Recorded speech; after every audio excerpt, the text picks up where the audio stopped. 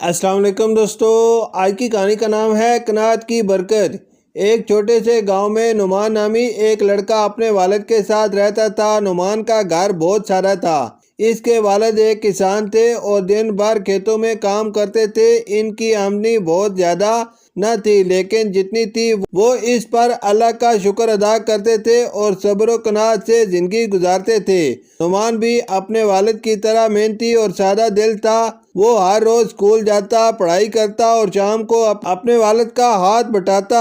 اگرچہ اس کے کچھ دوست امیر گھرانوں سے تھے جو روز نئے کپڑے پہنتے، مہنگے کھلونے لاتے اور اسکول میں نخرے کرتے، مگر نعمان کبھی ان کی نقل کرنے کی کوشش نہیں کرتا تھا۔ وہ جانتا تھا کہ اس کے والدین اسے جتنا دے سکتے ہیں وہی اس کے لیے کافی ہے۔ ایک دن اسکول میں ایک نئے طالب علم زبیر کا داخلہ ہوا۔ زبیر شہر سے آیا تھا اور اس کے پاس خوبصورت بیگ، مہنگی گھڑی اور جدید موبائل فون تھا۔ وہ ہر روز نئے جوتے اور کپڑے پہنتا اور اسکول میں سب بچوں کی توجہ کا مرکز بن جاتا۔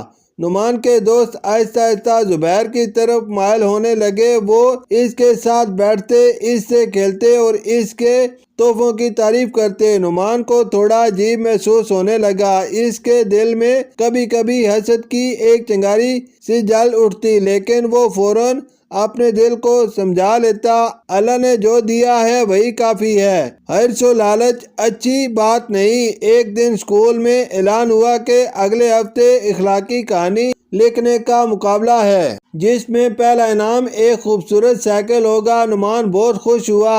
وہ سائیکل خریدنے کی حیثیت نہیں رکھتا تھا، لیکن اگر کہانی جیت گئی تو یہ اس کی محنت کا صلہ ہوگا۔ اس نے فوراً لکھنے کی تیاری شروع کر دی۔ زبیر بھی اس مقابلے میں حصہ لینے والا تھا۔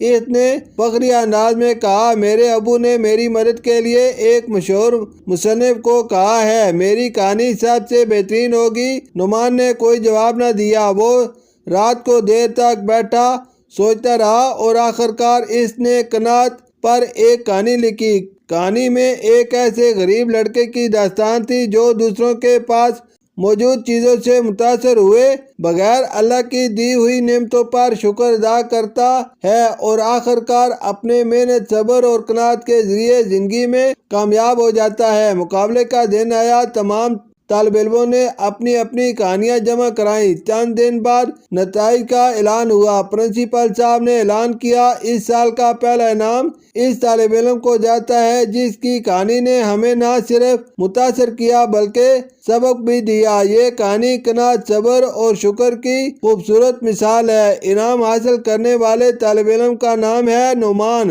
پورا اسکول تالیاں بجا رہا تھا۔ نعمان کی آنکھوں میں خوشی کے آنسو تھے۔ وہ اسٹیج پر گیا، پرنسپل سے انعام لیا اور دل ہی دل میں اللہ کا شکر ادا کیا۔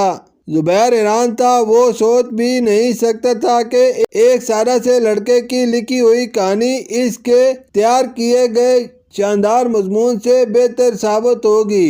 وہ نعمان کے پاس آیا اور کہا، مجھے یقین نہیں تھا کہ تم جیت جاؤ گے، لیکن اب جب میں نے تمہاری کہانی پڑھی تو واقعی دل سے متاثر ہوا ہوں۔ نعمان نے مسکرا کر جواب دیا، کامیابی ہمیشہ شاندار لفظوں میں نہیں ہوتی، سچے دل اور نیت سے ہوتی ہے۔ اس واقعے کے بعد نعمان اسکول میں ایک مثال بن گیا۔ بچے اس کی سادگی، محنت اور اخلاق سے متاثر ہونے لگے۔ زبیر بھی بدل گیا۔ اس نے دکھاوا چھوڑ دیا اور سادگی اپنائی۔ وہ اور نعمان اچھے دوست بن گئے۔ وہ دونوں اب دوسروں کی مدد کرنے اور اچھی باتیں سکھانے کی کوشش کرتے۔ ایک دن نعمان کے والد نے اس سے کہا، بیٹا ہمیں تم پر فخر ہے، تم نے ثابت کر دیا کہ قناعت کی زندگی میں کتنی برکت ہے۔ نعمان نے اپنے والد کے ہاتھ چومے اور کہا، ابا جی یہ سب آپ کی تربیت کا نتیجہ ہے۔ آپ نے مجھے قناعت، صبر اور شکر سکھایا۔ گاؤں میں اب نعمان کو سب عزت سے دیکھتے تھے۔ وہ جانتے تھے کہ نعمان نہ صرف ایک اچھا طالب علم